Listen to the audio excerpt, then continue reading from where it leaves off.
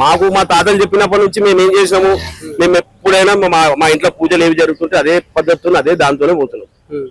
నువ్వు క్రిస్టియన్ అయ్యి ఉండి ఊర్లో పంటి పోయి అందరినీ నేను రిజర్వేషన్ కోసం పోరాడుతున్నా, నేను పోరాడుతున్నా, కులం కోసం పోరాడుతున్నా అని ఈ రోజు మొత్తం చర్చిలను మాదిగలని మందకృష్ణ మాదిగ క్రిస్టియన్ అంటున్నావు, మా దేవుడు మా రాముడు మా జాంబవంతుడు అని చెప్తున్నాడు కదా.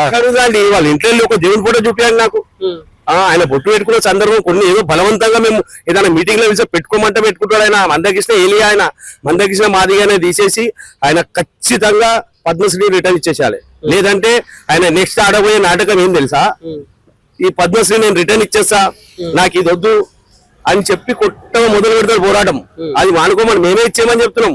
పద్మశ్రీ నువ్వు రేపు పొద్దున వచ్చి నేను పద్మశ్రీ ఇచ్చేస్తా, నాకు ఈ ఓదొద్దు, నేను క్రిస్టియన్ కి సపోర్ట్ చేస్తా, ఎస్సీ ఓదో క్రిస్టియన్ కనిపిస్తా అని మొత్తం నాటకం మొదలు పెడతాడు. ఆయన ఏమేం చేస్తాడో మాకు తెలుసు. ఆయనకి మరీ చెప్తున్నాం అందరము, దయచేసి మా కులంకి నువ్వు చేసిన న్యాయం చాలండి. ఇప్పుడు నువ్వు చేయాల్సింది ఏం లేదు, మాకు నువ్వు చేయాల్సిన పని